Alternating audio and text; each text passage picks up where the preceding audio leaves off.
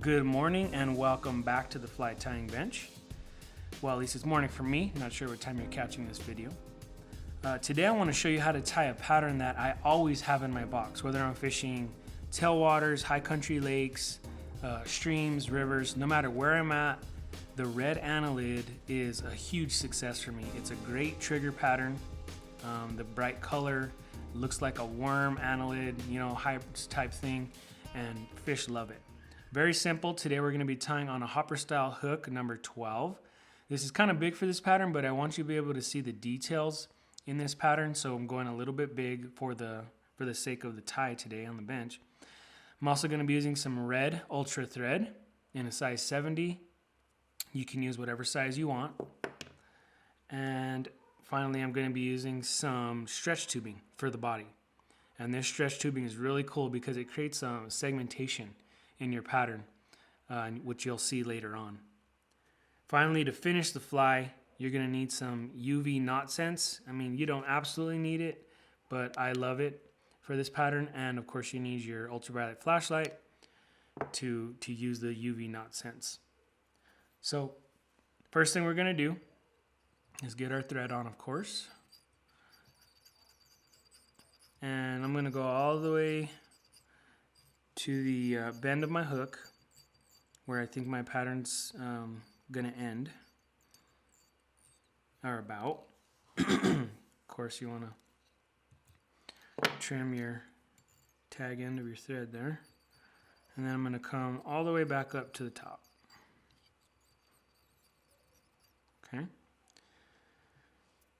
Now there are lots of ways to tie an annelid with stretch tubing. The way I'm going to show you today for me is the most efficient. So I'm going to go ahead and put my tubing onto my hook. I don't want to put the tubing all the way to the eye of the hook like that, because what happens when you tie this down, as you're going to see, is it stretches, stretch tubing, right? And then you're stuck with excess material towards the eye of your hook that you can't cut because it's just so small. So see, I tied it in a little bit further back, and it's actually stretching to the eye of my hook. But it's stretching in a place where you're not going to be able to see it once I build my head and finish the fly. So that's all I'm going to do now, is I'm going to kind of build a head here, or the butt end of the fly, whichever way you want to look at this. And just real clean, Don't want to go too big, but you want to build a nice segment there, a nice head segment. I kind of like that. Okay. Now, now you want to take your thread all the way towards the bend of your hook. Okay. Just make sure you don't catch that midge tubing yet, or stretch tubing. Sorry. There is such thing as midge tubing. It's just stretch tubing that's really small in size. Now you can tie this fly in reverse. What I did was I tied the head in first, and I'm going to whip finish towards the back end. You could tie the back end in first and whip finish towards the top. Whatever you want to do. Okay, so that looks good. So now, this is why you want to make sure you tied it all down really good here, because you're going to be pulling the stretch tubing, and you don't want to pull it right out of the head you created. Okay. So now just look real close and make sure your segments look even. Make sure you're not overlapping too much. Really, you don't want to overlap at all. Should be nice and even. They should be touching. Okay. And don't be afraid, as you're wrapping, take a look at your fly. Yeah, it looks good. From all angles, it looks pretty good.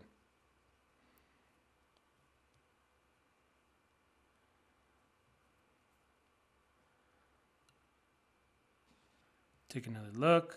Yeah, looking great.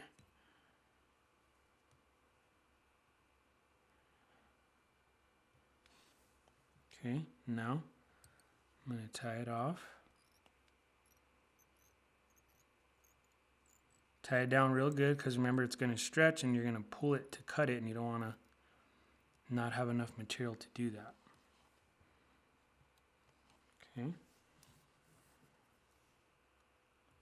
Stretch tubing, pull it a little bit and cut it, and that'll make sure you don't have any excess material there on the butt end of your fly. That looks great. Now I'm just going to build the butt of my fly up similar to the head. All right.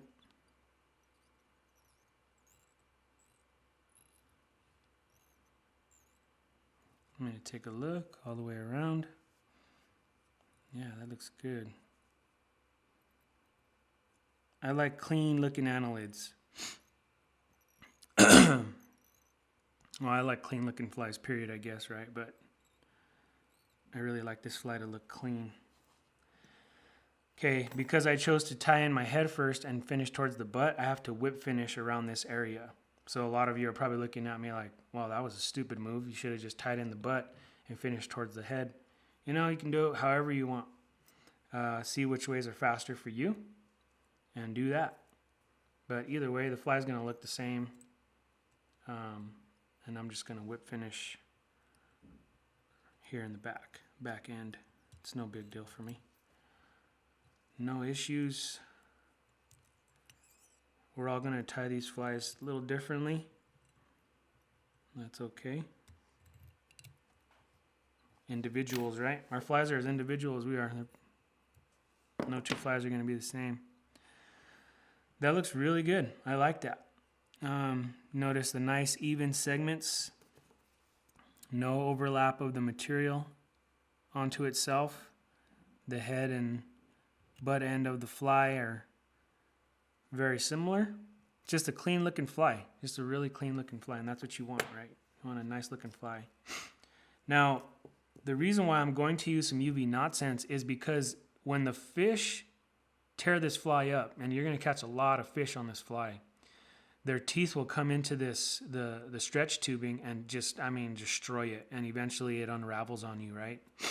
So the UV knot sense is just a way to kind of ensure that your fly is going to live a little bit longer. It just kind of gives that added protection, that added barrier against the teeth of the fish.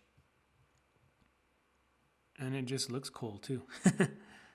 It's a cool finish. So get enough on there to where you feel like, yeah, I can spread that out. It already looks cool. I haven't even really messed with the UV knot sense yet. So take something, again, a bobbin or something you don't care that gets dirty, and just kind of build a profile with this thing, right? It's clear, yes, but it does kind of leave a profile on your fly. So you want it to look even. You want it to be distributed evenly throughout the fly. Make sure you don't cover the eye of your hook with this stuff. Then you're going to have to punch a hole through it when you're on the water. Looking pretty even. And before it dries, you can also just take your vise and just kind of go in circles a little bit, and I find that also helps to even out the profile of the UV knot sense where it looks real even. See, that looks pretty even. So now what I'm going to do, as I twist it slowly, I'm going to zap it with my UV light to start solidifying the material. And this stuff's starting to get hard now. I put kind of a lot on there, so I'm going to give it a little extra time with the UV to set up. This stuff dries really quick. If you don't use a whole bunch, it'll dry really fast for you.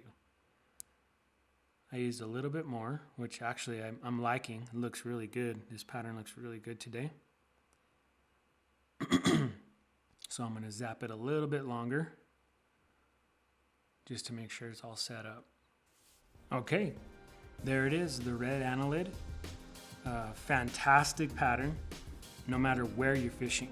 if I'm not catching fish somewhere, what I'll do is I'll put this fly as my first fly, and then I'll drop something off of it. And what I found is even if they don't take this fly, it's a trigger fly. They see it, it's big, it's bright, and they'll take my second fly a lot of times. But this is a fantastic pattern to have in your box. Highly recommend it, especially if you're one of my local subscribers to water here. This is a pattern you want to have, need to have with you on the San Juan. Absolutely. So hope you enjoyed that pattern. Be sure to subscribe if you did. Like and share this video. And of course, in the comments below, let me know, what do you want to see next from the bench? And I'll be glad to tie it. So thanks for joining us today, and we will see you next time.